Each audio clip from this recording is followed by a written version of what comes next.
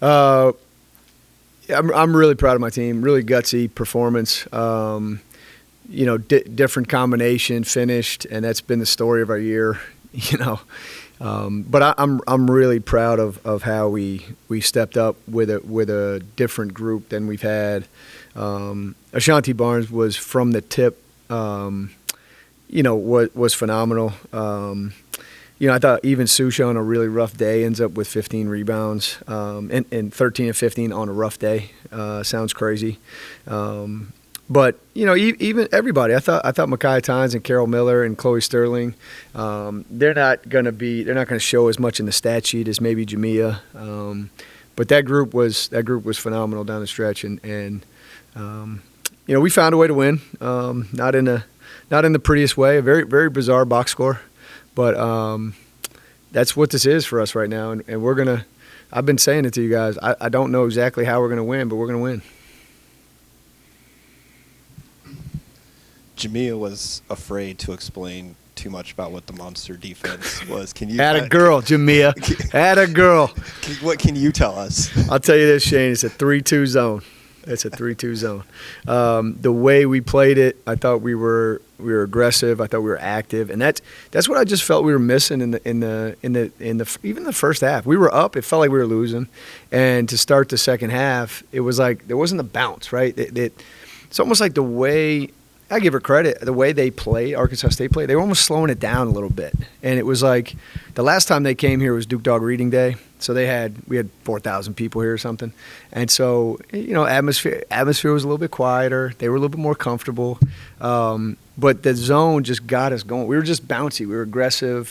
And no, I can't tell you all the shifts, Shane. But we're just more aggressive. And it got us going. It electrified the crowd.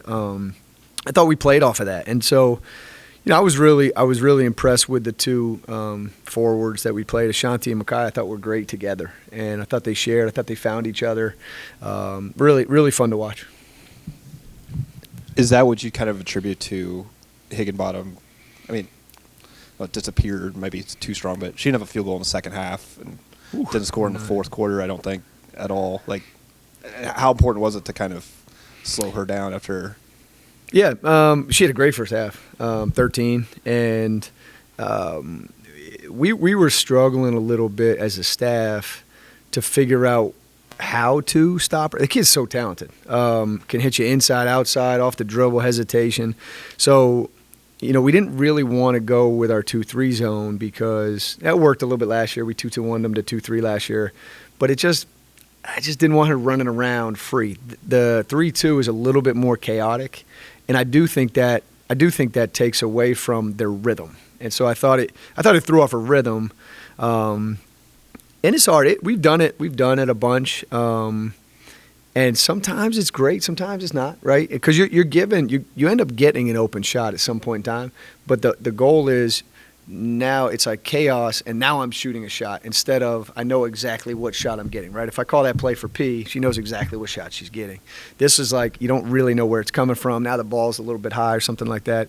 So I do think a little bit of it was that. But, man, I think she's a really talented player. And I thought their whole team – I mean, the fact they only have 5 field goals in the second half is crazy to me, right? They got most of their points from the line. But, again, fine. We only had 4 fouls in the first half.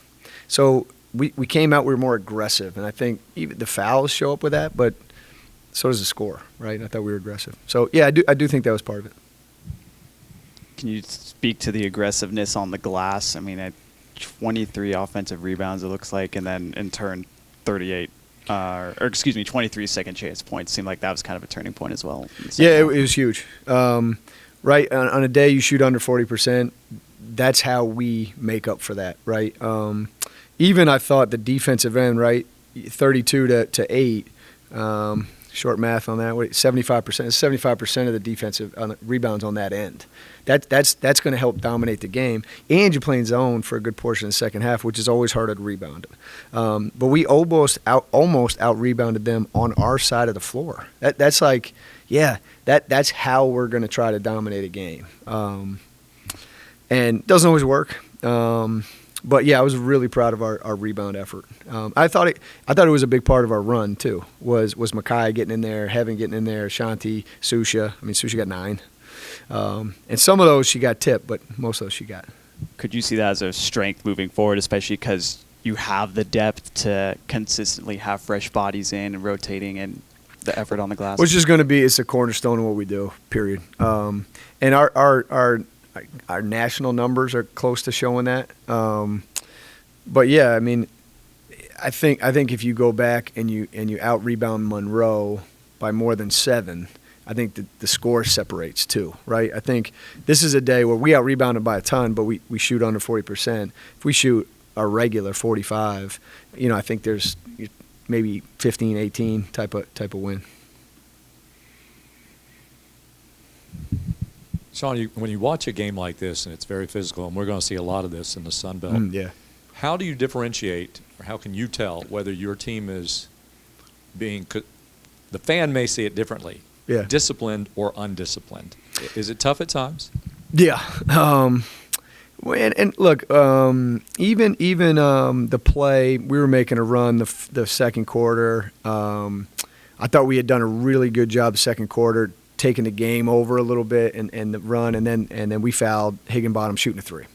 And Heaven did it, and she felt terrible. And it was like, look, man, I will take a mistake of aggression. So yeah, there's a lack of discipline, right? There is, because she's.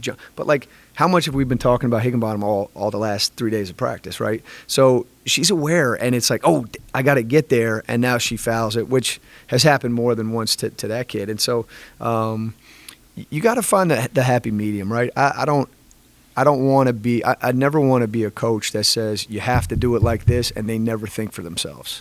So do we need to be a disciplined team? Of course, right? But they got to be able to think for themselves, where I don't want to hold the joystick the whole time. And mistakes of aggression, I can live with those. And so that's kind of my balance. I don't know if that answers it exactly, but if we're being really aggressive, I'll take those mistakes over being – lazy or soft or something like that. So tough play though for him.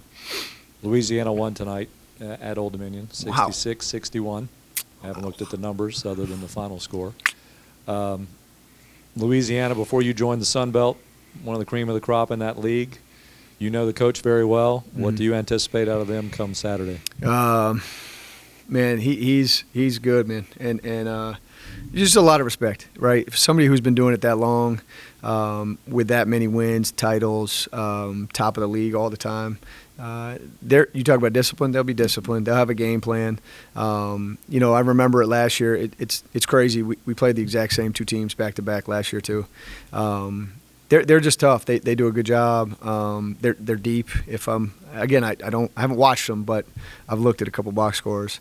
I just expect a well-coached team, and it's going to be a challenge. I hope coming off of this, we're ready to respond. I don't think overall we played well, so I hope Saturday we're ready to come out and actually play well and play with a little bounce, a little bit more bounce.